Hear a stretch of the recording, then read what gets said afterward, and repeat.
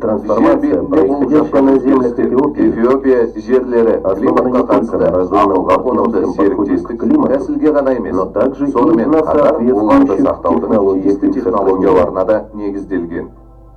Экологиялық тұрақты жерді пайдалану бағдарламасының қамқорлығымен бірнеше әдістер жиынтығы қолданылады. Сіздің алдыңызда олардың ең жақсы алтауы тұр.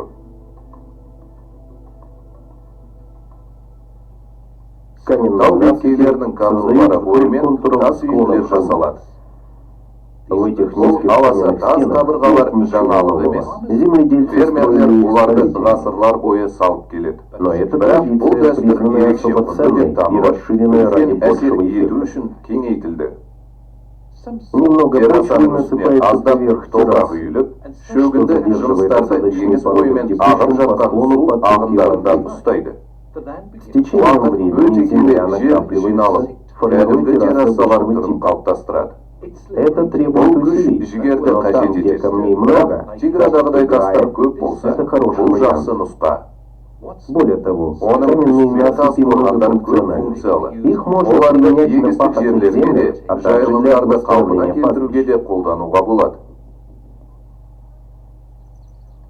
Сатылы террасалар, қалпына келтірілген вдохновенная поездкой на восстановленное Лёксовое плато в Китае.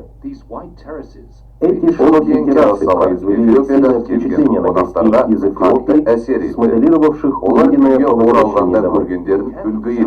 При тщательном подходе такие террасы задерживают больше дождевой воды, в то же время лучше укрепляя почву. Но их сооружение тяжелый труд и требует массового участия местных сообществ. По этой причине применяют только если ожидаемая отдача высока, а ценных культур вроде овощей и фруктов. Земляные насыпи, вариант там, где нет камней. К примеру, в округе Аромия. Здесь земля простейшее решение для создания контурных барьеров. На насыпи сажают травы, чтобы укрепить. Травы дают дополнительные преимущества. Они служат кормом для скота. Выше насыпи выкапываются траншеи. Они задерживают воду, которая проникает в почву для лучшего роста растений. Размер насыпи по контуру холмов требует аккуратности, иначе их может размыть. Защитные дамбы предотвращают размыв почвы там, где формируются овраги. Или, если русло ручья становится глубже, там, где овраги невелики, просто насыпают камни. Если они крупные, лучший эффект дают габионы с камнями. Защитные дамбы строят, чтобы вода не могла течь минуями. Края стен врезают в склоны оврага. Посередине формируется водослив. Это обеспечивает контроль потока воды и задержку осадочных пород. На дне оврага сажают травы и деревья. Растительность исцеляет шрамы на земле и делает ее плодородной. Микроотстойники хорошо известны в Африке. Их применяли с большим успехом в Буркина-Фасо и Нигерии, где их называют кулдицами. В Эфиопии они также ценятся за задержку дождевой воды. Микроотстойники сооружают из земли или из камней. Они бывают такой маленькие, как метров в радиусе. Самые крупные строят с дренажными ямами перед нас, чтобы потоки воды не успевали проникать в землю. Текущая поверхность вода задерживается.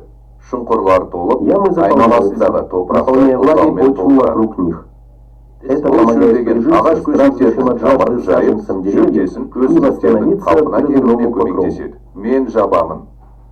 Поток также сдерживается микроотстойниками, задуманными, чтобы позволить избытку воды стечь дальше вниз по склону до следующего ряда сооружений. Некоторое количество дождевой воды проникает ниже уровня корней, наполняя колодцы у подножия склона. Глубокие терең траншеи траншеялар используются ағаш для орошения көшеттерін саженцев суару үшін деревьев. қолданылады. Их Олар выкапывают на жартастың крутых негізі склонах, терең где жер скальное астында основание жатқан, глубоко под землей. беткейлерде қазылады. Траншеи Траншеялар расположены еңістің поперек арғы жағында склона на небольшом орналасқан, расстоянии бір-бірінен друг от друга. қысқа қашықтықта. Их Олар делают суды глубокими ұстап для тұру үшін задержки воды. терең етіп жасалған. И деревья Ағаштар сажают на түйінділерге насыпи немесе или на ступеньках траншеядағы траншеи, баспалдақтарда где их корни отырғызылады. могут пить Онда собранную олардың дождевую тамыры воду. жиналған жаңбыр суын іше алады. Каждый из Осы этих алты 6 жолдың способов әрқайсысы каменные тас насыпи, үйінділер, сатылы ступенчатые террасалар, террасы, топырақ земляные үйінділері, насыпи, қорғаныс бөгеттері, защитные микро, дамбы, шұңқырлар, терең траншеялар. микроотстойники, глубокие траншеи, а также и Сондай ақ другие, басқалардың имеют ортақ общую мақсаты цель су не дать ағынының потоку топырақ воды қабатын смыть шайып свой кетуіне почву и жол бермеу задержать дождевую және влагу. ондағы жаңбыр ылғалдылығын Они сақтау. помогают Олар заново ландшафтты озеленять қайта ландшафт и көгалдандыруға приносят прямую көмектеседі пользу және жер землепользователям. пайдаланушыларға тікелей пайда әкеледі. Преимуществ Пайдасы огромное зор, множество. өте көп. Но Бірақ самое ең главное, бастысы, что народ Эфиопия Эфиопии халқы өз пожинает күш-жігерінің заслуженные лайықты плоды жемісін своих көруде. усилий.